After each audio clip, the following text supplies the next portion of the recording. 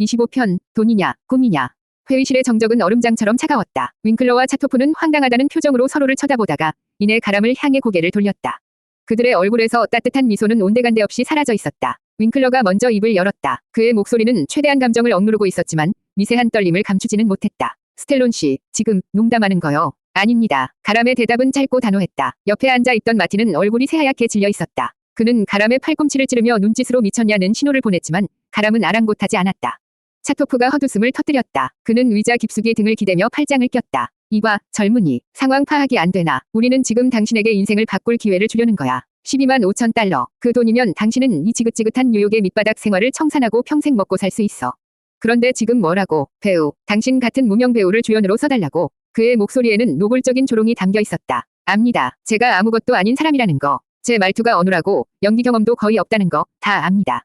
하지만 이 이야기는 다릅니다. 가람은 자리에서 일어나 두 제작자를 향해 간절하게 호소하기 시작했다. 저는 이 이야기를 머리로 쓰지 않았습니다. 제 온몸으로, 제 삶으로 써냈습니다. 로키가 느끼는 배고픔은 제가 쓰레기통을 뒤지며 느꼈던 배고픔이고 그가 느끼는 외로움은 제가 이 차가운 도시에서 매일 밤 느꼈던 외로움입니다. 링 위에서 그가 맞는 매는 제가 오디션장에서, 촬영장에서 수없이 맞았던 멸시와 모욕입니다. 저는 로키를 연기할 필요가 없습니다. 저는 그냥 로키가 되면 됩니다. 아니, 저는 이미 로키입니다. 그의 진심 어린 토로. 하지만 냉정한 비즈니스의 세계에서 감정적인 호소는 통하지 않았다. 아름다운 이야기군. 정말 감동적이야. 윙클러가 박수를 치며 비꼬았다. 하지만 여긴 액터스 스튜디오가 아니야. 할리우드라고. 우리는 감동적인 이야기를 만드는 자선사업가가 아니라 돈을 버는 사업가야. 당신의 그 잘난 진정성, 티켓 한 장이라도 더 팔아줄 것 같나. 그 순간 보다 못한 마티가 가람을 거칠게 잡아 끌어 회의실 밖으로 데리고 나갔다. 너 정말 미쳤어. 제정신이야. 내 손에 거의 들어온 돈이 얼마인 줄 알아. 내까진 놈 평생 벌어도 못 만져볼 돈이라고. 근데 그걸 걷어차. 고작 배우 노름하자고. 마티는 복도에서 넥타이를 풀어헤치며 소리쳤다. 그의 얼굴은 분노와 실망으로 일그러져 있었다. 마티, 이건 배우 노름이 아니에요. 이건 내 인생이에요. 인생. 굶어 죽는 개 내 인생이야. 내게 한 마리 못 지켜서 팔아넘긴 개 내 인생이라고. 이 돈이면 그 개를 다시 찾아올 수도 있잖아. 다이아몬드 목걸이라도 채워서 말이야. 근데 지금 뭘 하겠다는 거야. 버커스의 이야기가 나오자 가람의 가슴이 무너져 내렸다. 마티의 말은 잔인했지만 사실이었다. 돈만 있으면 버커스를 되찾을 수 있었다. 따뜻한 집과 맛있는 음식을 줄 수 있었다. 그는 지금 자신의 꿈 때문에 버커스와 함께 할 수 있는 유일한 기회를 날려버리고 있는지도 몰랐다. 그는 잠시 흔들렸다. 그의 머릿속에서 돈과 꿈이 치열하게 싸웠다. 다시 회의실 문이 열리고 차토프가 차가운 얼굴로 그들을 불렀다. 좋아, 젊은이. 당신의 그 대단한 열정은 잘 알겠어. 그래서 마지막 제안을 하지. 그는 가람의 눈을 똑바로 쳐다보며 말했다. 12만 5천 달러를 받고 각본만 팔든지 아니면 당신의 그 위대한 꿈과 함께 이 각본을 들고 여기서 꺼지든지. 둘 중 하나를 선택해. 딱 24시간을 주겠소. 내일 이 시간까지 답이 없으면 이 거래는 없던 걸로 알지. 그 말을 끝으로 문은 가람의 눈앞에서 무정하게 닫혔다. 그는 텅 빈 복도에 마티와 단둘이 남겨졌다. 그는 돈이냐, 꿈이냐, 자신의 영혼을 올려놓은 저울의 반대편에 버커스의 얼굴이 아른거리고 있었다. 26편, 링 밖에 15라운드. 가람은 마티의 만류를 뿌리치고 혼자 사무실 건물을 빠져나왔다. 뉴욕의 거리는 여전히 분주했지만 그의 귀에는 아무 소리도 들리지 않았다. 그의 머릿속은 오직 단 하나의 질문으로 가득 차 있었다. 어떻게 해야 하는가? 그는 정처 없이 걸었다. 발걸음은 어느새 그가 살던 허름한 동네로 향하고 있었다. 그는 자신의 쪽방으로 돌아가지 않고 한 술집 앞에 멈춰 섰다. 버커스를 팔았던 바로 그곳이었다. 그는 차가운 쇼윈도에 이마를 기댄 채 가게 안을 들여다보았다. 카운터 아래 버커스가 있어야 할 자리는 텅 비어 있었다. 돈만 있으면. 그의 마음속에서 악마의 속삭임이 들려왔다. 돈만 있으면 버커스를 찾을 수 있다. 술집 주인을 족치든 사설탐정을 고용하든 어떻게든 버커스를 찾아낼 수 있다. 그리고 다시는 녀석을 춥고 배고프게 만들지 않을 수 있다. 이깟 영화, 이깟 꿈이 버커스보다 소중하단 말인가. 그는 주머니 속 동전을 끌어모아 공중전화로 향했다. 마티에게 전화해서 돈을 받겠다고 말할 생각이었다. 그가 수화기를 들고 떨리는 손으로 다이얼을 돌리려던 순간이었다. 그의 눈에 품에 안고 있던 로키 원고가 들어왔다. 너덜너덜해진 종이 뭉치. 그는 무의식적으로 원고의 첫 페이지를 넘겼다. 그곳에는 그가 처음으로 썼던 문장이 적혀 있었다. 이 남자의 이름은 로키 발보아다. 그는 싸우는 것 외에는 아무것도 할 줄 모른다. 그는 척 웨프너를 떠올렸다. 피투성이가 된 채였지만 결코 쓰러지지 않았던 그 남자의 눈빛. 그는 자신의 각본을 떠올렸다. 세상의 조롱 속에서도 자신의 존엄성을 위해 모든 것을 거는 한 남자의 이야기. 만약 지금 자신이 돈을 받고 꿈을 포기한다면 그는 자신의 손으로 쓴 이 모든 이야기를 부정하는 것이었다. 그는 로키 발보아의 아버지가 될 자격이 없었다. 그는 버커스에게도 자기 자신에게도 떳떳할 수 없었다. 그는 조용히 수화기를 내려놓았다. 그의 눈빛은 더 이상 흔들리지 않았다. 그는 결심했다. 다음 날 아침, 가람은 마티와 함께 다시 제작자들을 찾아갔다. 마티는 가람이 마침내 현실을 받아들였다고 생각하며 안도의 한숨을 내쉬었다. 하지만 제작자들 앞에 선 가람의 입에서는 전혀 다른 말이 나왔다. 제안을 거절하겠습니다. 마티의 얼굴은 다시 사색이 되었고 제작자들은 격렬의 표정을 감추지 못했다. 하지만 대신 제가 역으로 제안을 하나 하겠습니다. 가람은 허리를 펴고 그의 인생을 건 승부수를 던졌다. 각본료는 받지 않겠습니다. 21,000달러, 작가 조합에서 정한 최저 금액만 받겠습니다. 그리고 배우 출연료 역시 배우 조합에서 정한 최저 주급만 받겠습니다. 대신 저를 주연 배우로 써주십시오. 회의실 안에는 다시 한번 정적이 흘렀다. 하지만 이번의 정적은 이전과는 달랐다. 윙클러와 차토프는 경멸 대신 경악의 눈으로 가람을 쳐다보았다. 그들은 수많은 배우와 작가들을 만나봤지만 이런 사람은 처음이었다. 자신의 몸값을 스스로 바닥까지 끌어내리면서 오직 기회 하나만을 달라는 남자. 그의 눈에는 돈에 대한 탐욕이 아닌 자신의 이야기에 대한 광적인 믿음과 자신감이 서려 있었다. 그들은 그 눈빛에서 로키 발보아를 보았다. 두 제작자는 가람과 마티를 밖에 내보낸 채 한참 동안 격렬한 토론을 벌였다. 이것은 미친 짓이었다. 하지만 동시에 할리우드 역사에 남을 만한 가장 위대한 도박일지도 몰랐다. 1시간 후 회의실 문이 열렸다. 차토프가 피곤한 얼굴로 가람 앞에 섰다. 좋아, 이 미친 친구야. 당신이 이겼어. 당신 뜻대로 하지. 그는 새로운 계약서를 내밀었다. 터무니없이 적은 액수의 돈이 적힌 계약서. 하지만 그 아래에는 가람이 그토록 원했던 주연 배우라는 단어가 선명하게 찍혀 있었다. 그는 떨리는 손으로 계약서에 서명했다. 그는 돈 대신 꿈을 선택했다. 링 밖에서 벌어진 그의 15라운드 싸움은 그렇게 그의 판정승으로 끝났다. 27편 헐값의 계약서. 계약서의 서명이 끝나자 윙클러는 자리에서 일어나 가람에게 손을 내밀었다. 그의 얼굴에는 모험을 시작하는 소년 같은 미소가 걸려 있었다. 환영하오, 로키. 이제부터 우리는 한 배를 탄 동지야. 가람은 그의 손을 마주 잡았다. 그의 손은 따뜻하고 단단했다. 사무실을 나올 때까지 가람은 자신이 꿈을 꾸고 있는 것 같았다. 모든 것이 비현실적으로 느껴졌다. 마티는 그런 그의 등을 거칠게 후려쳤다. 정신 차려, 이 멍청아. 이제 시작이라고. 마티는 길을 걸으면서도 계속해서 머리를 감싸쥐었다. 125,000달러, 125,000달러가 눈앞에서 날아갔어. 내가 이 바닥에서 20년을 굴렀지만 당신처럼 배짱 두둑한 미친놈은 처음 봐. 당신, 천재가 아니면 희대의 사기꾼이야. 그의 푸념 속에는 묘한 존경심이 섞여 있었다. 그는 가람이 단순히 돈을 걷어찬 것이 아니라 자신의 가치를 증명하기 위해 모든 것을 건 승부사라는 것을 깨달았다. 후회 안 해. 네, 조금도요. 가람의 단호한 대답에 마티는 더 이상 아무 말도 하지 않았다. 그는 가람을 근처에 허름하지만 괜찮은 레스토랑으로 데려갔다. 오늘은 내가 쏘지. 당신 인생에서 가장 위대한 승리를 거둔 날이니까. 비록 돈은 못 벌었지만 가람은 몇 달 만에 처음으로 따뜻한 음식을 제대로 먹었다. 두툼한 스테이크와 감자튀김. 그는 허겁지겁 음식을 입으로 가져갔다. 그 모습을 보며 마티는 그가 겪었을 고생의 깊이를 어렴풋이 짐작할 수 있었다.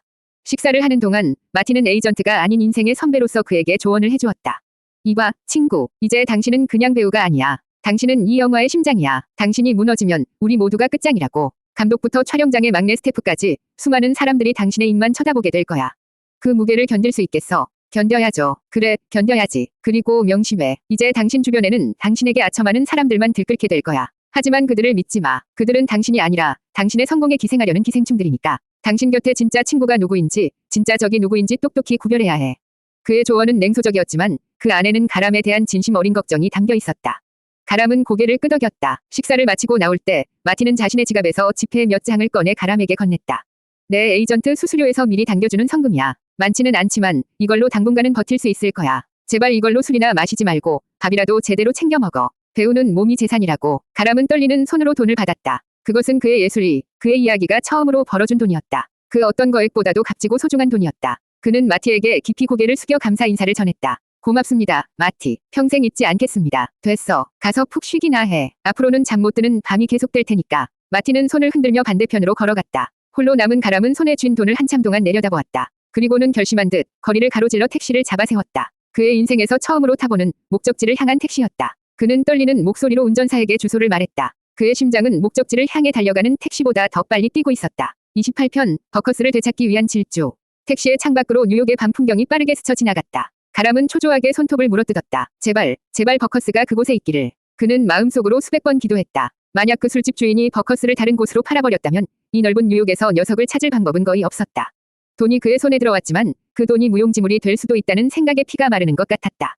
택시는 마침내 익숙한 술집 앞에 멈춰 섰다. 가람은 허둥지둥 요금을 치르고 차에서 내렸다. 술집은 아직 영업 중이었다. 그는 심호흡을 한 번 하고 거칠게 문을 열고 들어갔다. 술집 안의 모든 시선이 그에게 쏠렸다. 험상궂은 주인은 카운터 뒤에서 그를 발견하고 인상을 찌푸렸다. 또 무슨 일이야. 돈이라도 훔치러 왔나. 가람은 그의 조롱에 아랑곳하지 않았다. 그는 주머니에서 마티가 주었던 돈 뭉치를 전부 꺼내 카운터 위에 던졌다. 4개를 돌려주시오. 버커스, 어디 있어. 주인의 눈이 돈다발을 보고 휘둥그레졌다. 그는 돈을 세어보는 척하며 힐끗 가람의 눈치를 살폈다. 그게 말인가. 주인이 뜸을 들이자 가람의 심장이 철렁 내려앉았다. 미안하지만 여긴 없는데. 절망이 그의 온몸을 덮쳤다. 하지만 주인의 다음 말이 그의 귀에 박혔다. 그 녀석, 자네가 가고 나서 며칠 내내 울기만 하더군. 밥도 안 먹고 시끄러워서 장사를 할 수가 없었어. 그래서 쫓아내 버렸지. 뭐라고요? 이 추운 날씨에 아픈 애를 길거리에 버렸단 말입니까? 가람은 이성을 잃고 주인의 멱살을 잡았다. 하지만 주인은 태연하게 그를 밀쳐내며 말했다. 버린 게 아니야. 마침 매일같이 우리 가게에 술 사러 오던 한 늙은이가 있었는데 그 양반이 외롭다면서 녀석을 데려가고 싶다고 하더군. 그래서 그냥 줘버렸지. 돈도 안 받고. 희망이 다시 솟아올랐다. 그 사람이 누구요? 어디에 사는 사람입니까? 내가 그걸 어떻게 알아? 그냥 이 근처에 산다고 했어. 다리 한쪽을 저는 양반인데 그것이 그가 얻을 수 있는 정보의 전부였다. 가람은 술집을 뛰쳐나왔다. 그는 밤새도록 술집 주변의 모든 거리를 미친 듯이 뒤졌다. 그는 지나가는 사람들을 붙잡고 다리를 저는 노인과 큰 개를 보지 못했냐고 물었다.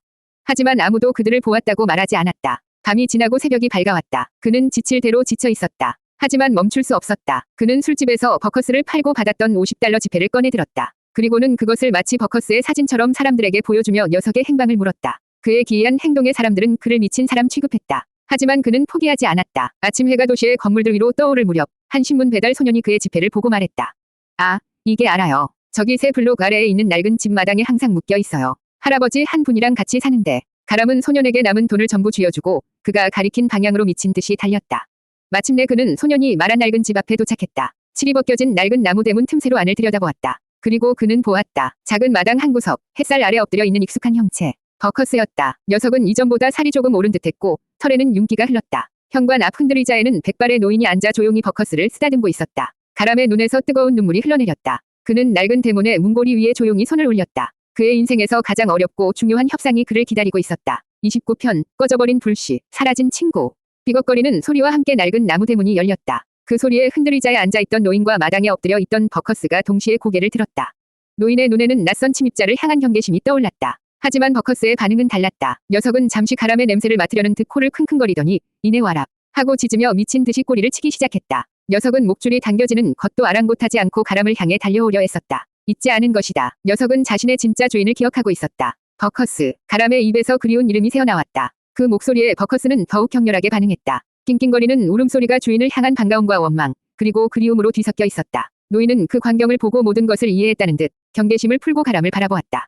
당신이 이 녀석의 원래 주인이구먼. 가람은 차마 고개를 들 수 없었다. 자신의 전부나 다름없었던 친구를 버렸다는 죄책감이 그의 어깨를 짓눌렀다. 그는 노인 앞으로 다가가 어눌하지만 진심을 다해 자신의 이야기를 시작했다. 이 낯선 세상에 홀로 떨어져 얼마나 힘들었는지, 배우라는 꿈이 얼마나 절박했는지, 그리고 버커스를 팔아야만 했던 그날 밤이 얼마나 끔찍했는지. 그는 자신의 원래 세계에 대한 이야기는 빼놓은 채 한가난하고 절박했던 청년의 비참한 현실을 털어놓았다.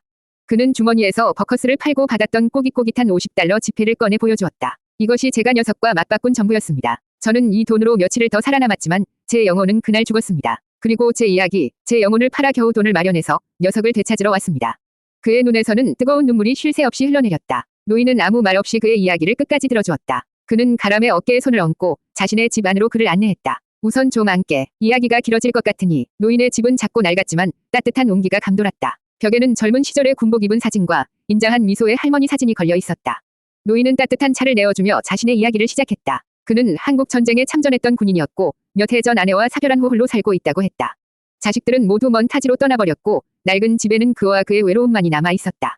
매일 아침 눈을 뜨는 게 두려웠다네. 이 텅 빈 집에서 또 하루를 어떻게 버텨야 할지 막막했지. 그러다 저 녀석을 만난 거야. 노인은 버커스를 버디라고 부르고 있었다. 술집 주인이 녀석을 내쫓으려는 걸 내가 데려왔지. 처음 며칠간은 밥도 안 먹고 구석에 박혀 끙끙 앓기만 하더군. 자네를 기다리는 것 같았어. 그런 녀석을 돌봐주면서 나도 다시 살아갈 이유를 찾았다네. 녀석은 나에게 아들이자 친구이자 유일한 가족이 되어주었지. 노인의 이야기는 가람의 가슴을 더욱 아프게 했다. 그는 이기적인 욕심으로 또 다른 외로운 영혼에게서 유일한 위안을 빼앗으려 하고 있었다.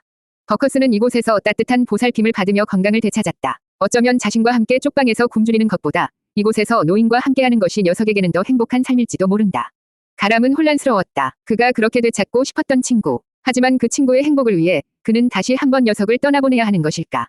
그의 마음을 읽기라도 한 듯 노인이 나직이 말했다. 나도 자네에게 버디를 보내고 싶지 않아. 하지만 저 녀석의 진짜 가족은 자네라는 걸 알고 있네. 노인은 창밖 마당에서 여전히 가람이 있던 현관만 바라보며 낑낑거리고 있는 버커스를 가리켰다.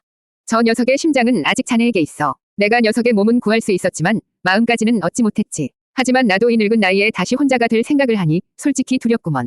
노인은 깊은 한숨을 내쉬었다. 그는 가람에게 하루의 시간을 달라고 했다. 자신의 마음을 정리하고 버디와 작별 인사를 할 시간이 필요하다고 했다. 가람은 아무 말 없이 고개를 끄덕일 수밖에 없었다. 그는 노인의 집을 나서며 다시 한번 꺼져버릴지도 모르는 희망의 불씨 앞에서 초조하게 밤을 지새워야만 했다. 30편, 기적의 문 앞에서 낯선 노인의 쪽지. 가람에게 그날 밤은 그의 인생에서 가장 길고 고통스러운 밤이었다. 그는 자신의 쪽방에 돌아와 뜬 눈으로 밤을 새웠다. 버커스를 되찾을 수 있다는 희망과 그로 인해 상처받을 또 다른 영혼에 대한 죄책감이 그의 마음속에서 치열하게 싸웠다. 그는 이기적인 자신을 경멸했다. 노인은 버커스를 구해준 생명의 은인이었다. 그런데 자신은 그 은인에게서 유일한 삶의 낙을 빼앗으려 하고 있었다. 그는 몇 번이고 모든 것을 포기하고 버커스의 행복을 위해 조용히 떠나기로 결심했다. 하지만 버커스가 자신의 품에 안기던 순간의 온기, 자신을 향해 꼬리치던 그 순수한 기쁨을 떠올리면 도저히 그럴 수가 없었다. 날이 밝자 그는 결심을 굳혔다. 그는 노인의 결정을 존중하기로 했다. 만약 노인이 버커스를 보낼 수 없다고 한다면 그는 깨끗하게 물러설 생각이었다. 그는 마지막 인사를 하기 위해 무거운 발걸음으로 다시 노인의 집으로 향했다. 그가 낡은 대문 앞에 도착했을 때 문은 활짝 열려 있었다. 현관 앞 흔들의자에는 노인이 앉아 있었고 그의 발치에는 작은 가방 하나가 놓여 있었다. 가방 안에는 버커스의 밥그릇과 낡은 담요, 그리고 몇 개의 장난감이 들어 있었다. 노인은 가람을 보고 희미하게 미소 지었다. 그의 눈은 슬픔으로 붉게 충혈되어 있었지만 어딘가 편안해 보였다. 어서 오게. 버디가 아침부터 자네만 기다리고 있더군. 가람은 아무 말도 하지 못하고 그 자리에 서 있었다. 노인은 자리에서 일어나 마당 기둥에 묶여있던 버커스의 목줄을 풀었다. 가족은 함께 있어야 하는 법이지. 노인이 나직이 말했다. 저 녀석, 자네가 떠난 후에도 매일같이 문만 쳐다보고 있었어. 낯선 발소리만 들려도 자네인 줄 알고 지저댔지. 내가 아무리 잘해줘도 녀석의 마음속 주인은 자네 한 사람뿐이었던 게야. 자유로워진 버커스는 총알처럼 달려와 가람의 품에 안겼다. 가람은 녀석을 끌어안고 그 자리에 주저앉았다. 눈물이 비 오듯 쏟아졌다. 그는 미안하다는 말과 고맙다는 말을 수없이 반복했다. 가람은 자리에서 일어나 자신이 가진 돈을 전부 꺼내 노인에게 건네려 했다. 하지만 노인은 손을 저으며 거절했다. 됐네. 자네의 그 마음만 받겠네. 대신 내가 녀석 병원비로 썼던 돈만 돌려주게. 나도 영세민이라. 가람은 노인이 말한 최소한의 금액만을 그의 손에 쥐어주었다. 대신 약속 하나만 해주게. 노인이 버커스의 머리를 마지막으로 쓰다듬으며 말했다. 가끔 이 늙은이를 보러 와주게나. 이 녀석과 함께 말이네. 가람은 고개를 숙인 채 몇 번이고 고개를 끄덕였다. 그는 버커스와 함께 노인의 집을 나섰다. 등 뒤로 노인이 오랫동안 그들을 바라보고 서 있는 것이 느껴졌다. 그는 버커스의 목줄을 꼭 쥔 채 다시 한번 세상을 살아갈 용기를 얻었다. 그는 자신의 가장 소중한 친구를 되찾았을 뿐만 아니라 이 차가운 도시에서 인간의 따뜻한 온정을 확인했다. 그는 하늘을 올려다보았다. 뉴욕의 하늘은 여전히 회색빛이었지만 오늘따라 유난히 눈부시게 느껴졌다. 그의 과거는 이제 완벽하게 치유되었다. 그는 기적의 문 앞에 서 있었다. 그리고 이제 그 문을 열고 자신의 새로운 인생을 향해 걸어 나갈 준비가 되어 있었다.